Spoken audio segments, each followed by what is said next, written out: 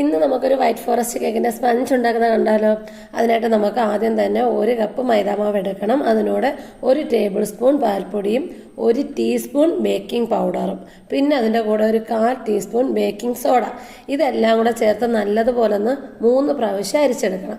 ഈ അരിച്ചെടുക്കുന്നതെന്ന് വെച്ചാൽ നമ്മുടെ കേക്ക് സ്പഞ്ച് നല്ല സോഫ്റ്റായിട്ട് ഇരിക്കാനും അല്ലെങ്കിൽ ചിലർ പറയും കുഴിഞ്ഞു പോകുന്നു കട്ടിയായി പോകുന്നു എന്നൊക്കെ പറയുന്നത്. അതിനാണ് ഈ 3 പ്രാവശ്യം അരിച്ചെടുക്കാൻ പറയുന്നത്.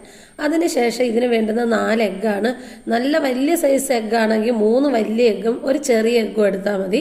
അല്ലെങ്കിൽ കറക്റ്റ് 4 എഗ്ഗ് എടുത്താലും കുഴപ്പമൊന്നുമില്ല. പിന്നെ അതിനകത്ത് നമുക്ക് 1 ടീസ്പൂൺ വാനില എസൻസ് ആണ് ചേർത്ത് കൊടുക്കേണ്ടത്. 1 ടീസ്പൂൺ കറക്റ്റ് ചേർക്കണം കേട്ടോ.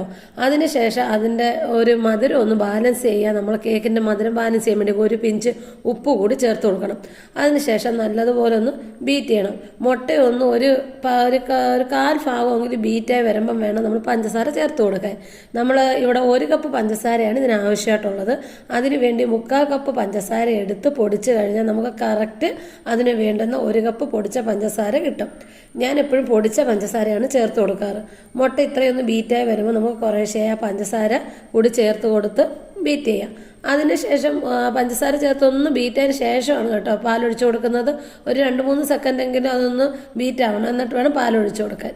അതിനും കുറച്ച് നേരം ബീറ്റായി വരുമ്പോഴത്തേന് വേണം നമ്മൾ ഡ്രൈ ഇൻഗ്രീഡിയൻസ് ചേർത്ത് കൊടുക്കാൻ. അതിലേക്ക് ഒരു 1/4 കപ്പ് ഓയിലും കൂടെ ചേർത്ത് കൊടുക്കുന്നുണ്ട്. സൺഫ്ലവർ ഓയിലാണ് ചേർത്തേക്കുന്നത്. അതിനുശേഷം നല്ലതുപോലെ ഒന്ന് ഇളക്കി കൊടുത്തതിന് ശേഷം നല്ല ട്രെയിൽ ബട്ടർ പേപ്പർ വെട്ടി വെച്ചിട്ടുണ്ട്. അതിലോട്ട് നമുക്ക് ഒഴിച്ചു കൊടുക്കാം. അതിനുശേഷം ഞാൻ 10 മിനിറ്റ് പ്രീ ഹീറ്റ് ചെയ്ത ഓവനിൽ ഒരു 40 മിനിറ്റാണ് ഞാൻ ബേക്ക് ചെയ്യാനായിട്ട് വെക്കുന്നത്. ചിലപ്പോൾ നമുക്ക് വോൾട്ടേജിൻ്റെ പ്രശ്നം എന്തിനുണ്ട് 40 മിനിറ്റ് ആയില്ല എന്നുണ്ടെങ്കിൽ ഒരു 5 മിനിറ്റും കൂടെ വേണമെങ്കിൽ വെക്കാം. പിന്നെ അപ്പോൾ നമ്മുടെ കേക്കിൻ്റെ സ്പഞ്ച് റെഡിയായി വന്നിട്ടുണ്ട്. ഇത്ര നല്ല സോഫ്റ്റായിട്ട്